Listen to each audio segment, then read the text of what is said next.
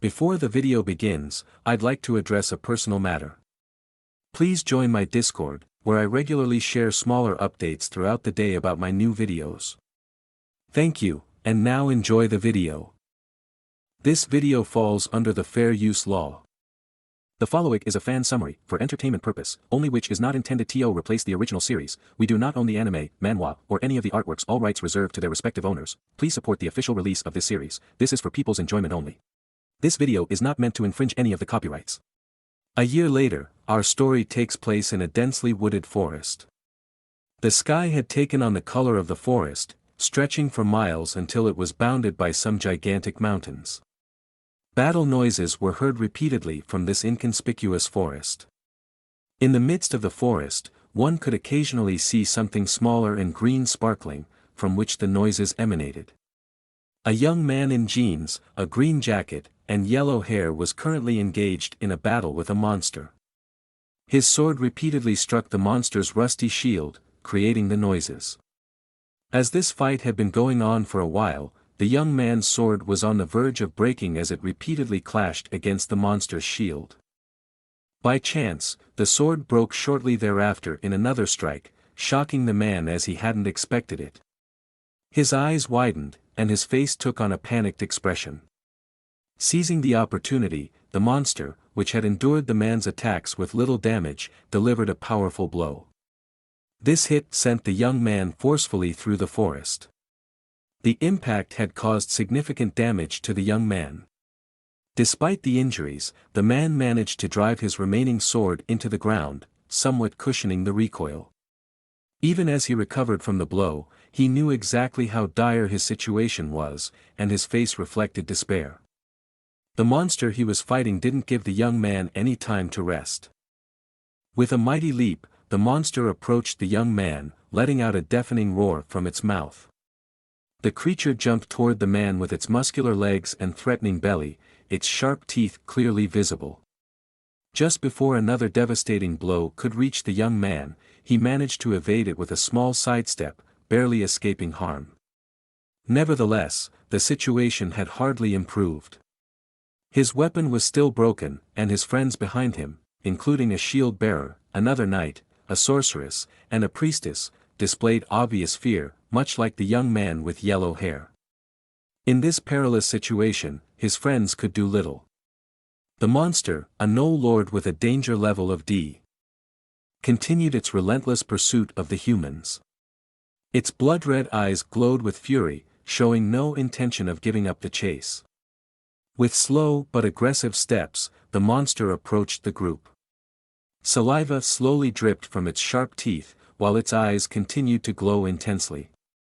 The physical abilities of this Gnoll Lord far exceeded those of an average Gnoll. Furthermore, the Gnoll's leather not only provided increased resistance against physical attacks but could also negate and reflect magical attacks. Despite his immense fear, the young blonde man stood tall, his sword aimed at the monstrous Gnoll Lord. He wondered why such a creature was present in an E-rank dungeon. He knew well that even D-rank hunters would have serious difficulties with such creatures and that they were not easy to defeat. Suddenly, the monstrous Gnoll charged at the young man again, seemingly out of nowhere, ready to defeat him with its sharp club. However, just as the Gnoll was about to attack, the young man with the shield, among his friends, stepped forward and stopped the assault. He took his enormous square shield and extended it with both hands to successfully block the attack. Even though he had successfully repelled the assault, he realized it wasn't easy to withstand the pressure as the Gnoll continued to strike his shield. While the Gnoll kept pounding on the young man's shield, the black-haired one spoke to his comrades, emphasizing that they wouldn't win the fight by simply blocking the creature's attacks. The pressure from the continued assaults was increasing, and he shouted to his comrades that they should do something as long as it would inflict damage on the monster. Unfortunately, the blonde man was completely paralyzed with fear, and he couldn't help but think of the nickname of the Gnoll Lord, known as the Death God of low-level hunters. The designation Death God for Gnoll Lord stemmed not only from their increased physical defense but also from their greater immunity to magic, as mentioned earlier. While the young man was aware of this fact, he continued to anxiously glance back at his three remaining group members. Normally, lower-level monsters were highly susceptible to magic. So in the lower-level range, reliance was mainly on magical attacks. This was also the first moment when his group members responsible for magical damage struggled with fear, as they couldn't directly participate in the fight. As his group mates only mastered low-level magic and hadn't reached a higher level of magical proficiency, the group began to fall apart. Although the situation seemed hopeless, the blonde man with the broken sword tried to find a solution. He was aware that he was the only one in the group who could deal exclusively physical damage. However, he also knew about his weakness in close combat and the complete destruction of his weapon, preventing him from directly participating in the fight. He watched his comrade, who continued to deflect the monster's attacks and remain composed. Amidst self-blame and self-loathing, he tried to come up with a solution. He realized he had no alternative weapon with him and wondered how he could continue the assault. With regret, he reflected on how greedy he had been. If he had known what awaited him in this dungeon, he would have gathered the maximum number of people and not entered with a smaller group. He couldn't believe that his greed had led the situation to spiral out of control. While plagued by self-doubt, the young man heard a small noise from the side. His gaze magically turned toward the sound, and in the distance, he saw a person with a pickaxe, extracting mana crystals. This person was Shin, who served as an assistant in this dungeon. As an assistant, Shin supported groups that didn't engage in combat, taking on the roles of collecting and transporting byproducts such as magic stones. Anyone with the ability to sense a small amount of mana could perform this task. These individuals were often not highly regarded by other group participants and accordingly not well paid. Essentially, an assistant was a kind of errand runner in the group. The young blonde man was somewhat surprised that an assistant was in the middle of this dungeon but also remembered that their group had included an assistant. He was also surprised that the group was currently in a very difficult battle, on the verge of losing and dying, and that Shin was calmly continuing his task without fear. Out of nowhere, the young blonde man's eyes widened as he saw Shin make his pickaxe disappear with the help of his ability. Realizing that the ability was created with Shin's skill, he thought that Shin might have the ability of a maker. Even if he believed that the quality of Shin's creations might not be excellent, it would at least give him a chance to participate in the fight again. Desperately, he tried to reach Shin and handed a letter through the dense forest to him. Shin heard the call of the young man and turned towards him. The young blonde man, still filled with adrenaline from head to toe, as he couldn't forget the ongoing battle, hurriedly ran to Shin and asked him hopefully if it could be that he possessed the ability of a maker and if he could create a new sword for him. Shin confirmed the assumption and told him that he was indeed able to create a sword for him. The blonde man, still under the influence of adrenaline, hastily asked Shin if he could please make him a sturdy sword. Surprisingly, Shin apologized and told him that they had hired him as an assistant, not a supporter, and consequently, he wouldn't craft a sword for him. Somewhat angry and still panicked, the young blonde man tried to explain to Shin the dire situation they were currently in. He told him that now was not the time for consideration and asked Shin if he couldn't see that they were on the verge of dying. He pleaded with Shin to focus on the battle, stating that as a team, they wouldn't be able to defeat this no lord, and he would die in the process. Shin sighed and relented. With the help of his abilities, he created a new weapon for the young blonde man but also mentioned that he had some conditions.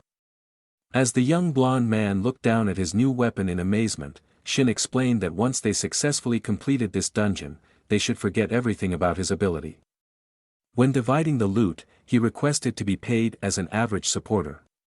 After Shin laid out his conditions, and the young blonde man saw the quality of his new weapon, he became somewhat angry. He couldn't believe that someone who couldn't even get a job as a maker would be wandering around as a mere assistant, despite the fact that the weapons he could create had such high quality.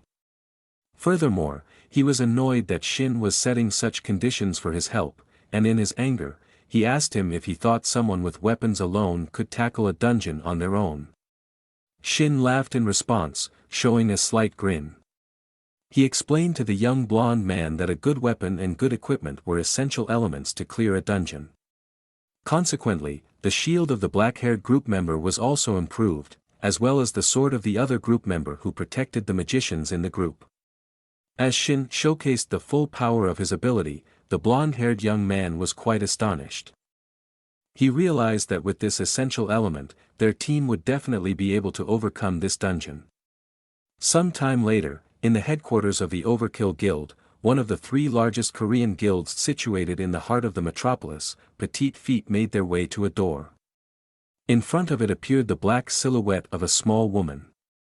The person in the room invited the petite woman with red hair in a black secretary dress to come in. The assistant informed the president of the Overkill Guild that the Awakeners Association had sent a request for cooperation. The president, seated at his desk, asked the secretary if the request was related to dungeons with an undefined rank. The assistant confirmed this and explained that it was, on the surface, a cooperation request. At the same time, she let her superior know that the Awakeners Association could basically demand any sum for their assistance. Bored, the president glanced at his messages and asked the secretary if the Awakeners Association had any other choice than to ask his guild for help with this problem. He knew that there were hardly any Awakeners who could even enter a gate that had once been closed. While going through the news and reading an article about another dungeon with the terror rank appearing, which was fortunately defeated, something caught the president's sharp eyes. And saw that Shin was at the edge of the picture. The president was sure he had seen this face before. He remembered that a few weeks ago, another dungeon with the terror rank had appeared in Seachodong. He was coincidentally sent to the area and passed by the gate crime scene. He was quite certain that he had seen Shin at that crime scene, and according to the records, Shin was merely serving as a helper in the dungeon group. The president was also certain that even though the opportunities for such error dungeons had somewhat increased lately, they were still quite rare. He knew that dungeons with the error rank usually didn't allow survivors, and those who did survive such dungeons could be counted on one hand. It became clear to him that Shin, as a helper, had not only survived a group of such dungeons but that the article had already reported twice on how he had achieved this. Lost in his thoughts, the guildmaster of the Overkill Guild had to consider that this could not be a mere coincidence. While the guildmaster of the Overkill Guild was still lost in his thoughts, the pretty little red-haired assistant spoke up and explained to him that it seemed that lately, more dungeons with the error rank were appearing. She also reported that a few days ago, a D-rank dungeon immediately changed to a B-rank dungeon upon the group's entry, and the entire group was instantly taken care of. The president turned back to his secretary, still supporting his face with his hand on the desk, and asked her if the Awakeners Association already had a headache because of all these incidents. The secretary informed her boss that many people criticized the association for their handling of the dungeons. The main task of the association is, in fact, to analyze dungeons and announce their correct rank so that corresponding hunters can conquer them. The president of the Overkill Guild knew that the president of the association must be suffering right now due to all the incidents. Accordingly, he announced to his secretary that those in his guild possessing the ability of peace-breaking should take the opportunity to make some extra money. He also said that in the future, they should temporarily impose additional commissions on their missions, not sit back and observe the situation calmly. When the business matters were settled, the president asked his secretary if she had taken care of the other matter he had asked her about. She explained that she had inquired here and there, but unfortunately, she hadn't found anyone who could create a weapon ranked A or higher. As consolation, she informed him that she had found a B-rank weapon from a Japanese blacksmith and asked her president if he wanted to test this weapon. Before she could continue the sentence, the president interrupted the secretary and explained to her that she knew very well that all weapons would be instantly destroyed once he used his ability. Even a weapon ranked A wouldn't last long against his ability. The president, however, knew that there were only a few people who had the ability of a maker from the beginning at such a high level that they could support him.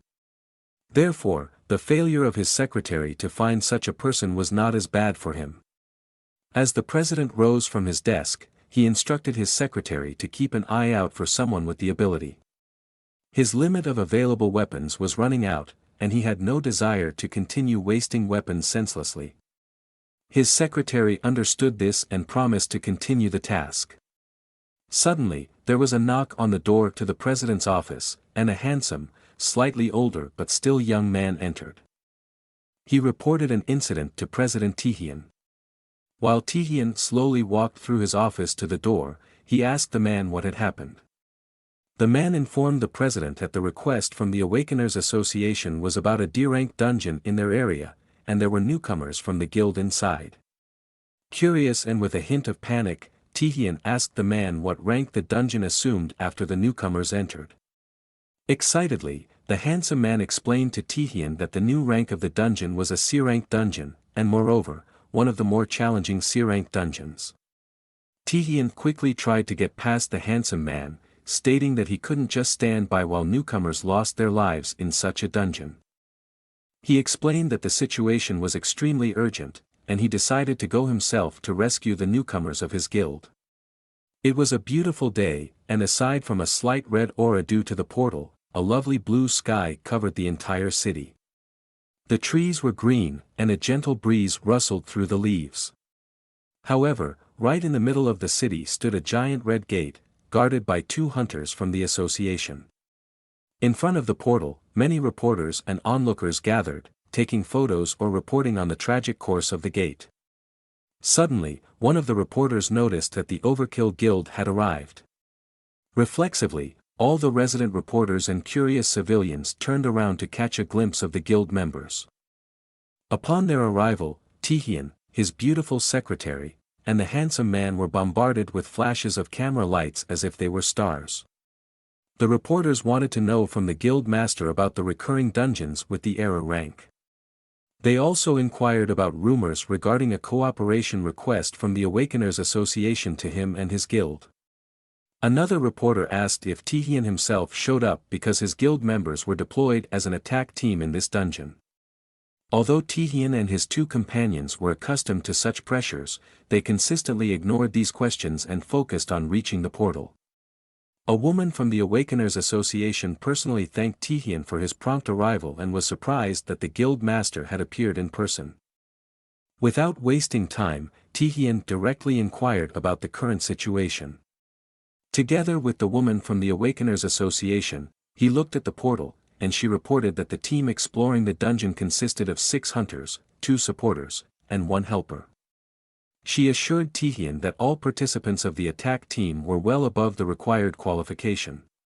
However, she also had to admit that the total number of only 9 people was somewhat low, considering that upon reanalyzing the dungeon, it was classified as a C-rank dungeon. Curiously, Taehyun asked how long the attack team had been in the dungeon, to which the woman from the Awakeners Association explained that it had been about 2 hours since the team entered the dungeon. Thoughtfully, Taehyun pondered what could have happened to his guild members in 2 hours.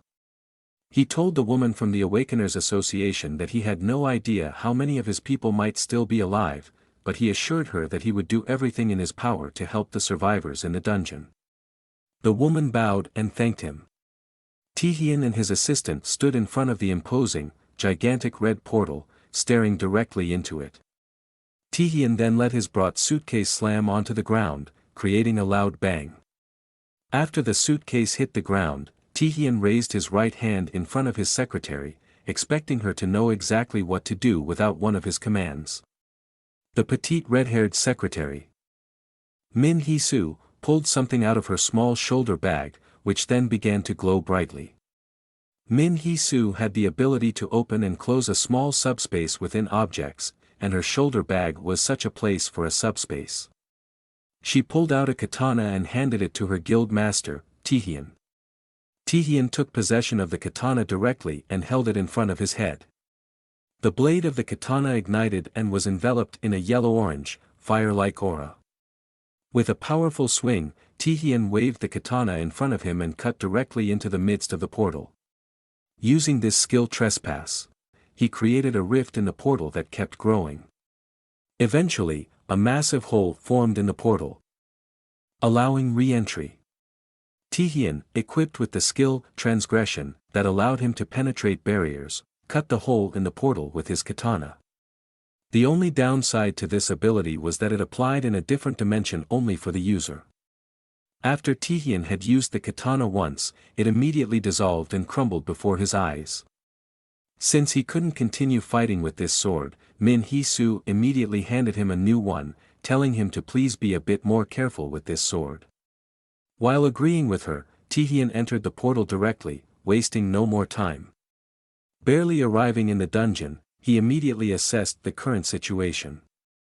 After a few steps, he stopped his examination and was surprised by what he found. Before him stretched a large hall with several defeated enemies on the ground.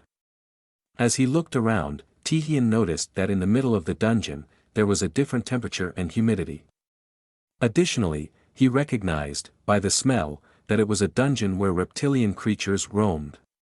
Upon closer inspection of the ground, he noticed the absence of pollutants. This suggested that the monsters had a certain level of intelligence and consciousness. Tihian combined this with the dungeon's rank and realized the type of monsters present. Looking down, he saw a defeated lizard man on the D rank. These monsters typically hunted in groups. Compared to other humanoid monsters, they were characterized by a much longer lifespan. With lifespan, intelligence, and combat abilities being proportional to each other. Tihian could draw precise conclusions about the combat strength and group size of the lizard men in this dungeon based on the corpses. Sprinting rapidly through the room, relying on his initial findings, he continued further into the dungeon to come to the aid of the team as quickly as possible. As he advanced at full speed, his thoughts circled around the possibility that all the group members might already be dead. Therefore, he was visibly surprised when he entered a large room and witnessed what was unfolding before his eyes. It was something he had not expected at all. In the midst of the battle, one of the lizards was charging at a member of the attack team with full speed, attacking him with its large sword. The man successfully parried the lizard's attack with his own sword. While the lizard was engaged in combat with the young man, a woman with long hair tied into a braid seized the opportunity and, from a distance, struck another lizard with her bow. The woman's arrow hit the mark, piercing another red lizard man in the hip. He screamed in pain and spat green blood. Tihian, still at the entrance of the room, observed the unfolding battlefield and realized that the attack team was in the process of overwhelming the lizards. Upon closer inspection, Tihian recognized that it was surprising that the attack team could defeat these lizards, as they were usually much faster and stronger. He continued to look into the room and was visibly surprised when he saw the reason for this significant difference in combat strength. At that moment, the green lizard man managed to exert enough pressure to knock away the sword of the young man with his attack. The young man was also surprised by the tremendous force and panicked as the situation looked very grim for him. Without wasting any more time, the green lizard man attacked the man lying on the ground again, who had no way to block the attack. The lizard man took his hand, holding his massive sword, backward and prepared for a powerful strike. Tihian was about to intervene, knowing that it was not too late to save the life of the man on the ground. However, the lizard man was quicker and could unleash his mighty blow, creating a massive shockwave. As the settled dust slowly cleared, the strike was deflected by a spectral weapon. The lizard man was visibly surprised that the attack did not result in a direct hit, and the man on the ground was still alive. Still in a panic, the man on the ground looked up at his tormentor, while Tihian rushed from behind to rescue him. Tihian was also astonished and searched the room for the one responsible. Initially thinking of magic blocking the attack, he quickly realized it was a weapon that had materialized in midair. Attentively scanning the room, he wondered who could create such a weapon. That's when he saw Shin, holding his pickaxe in one hand, after fulfilling the role of a helper with the other hand performing his ability.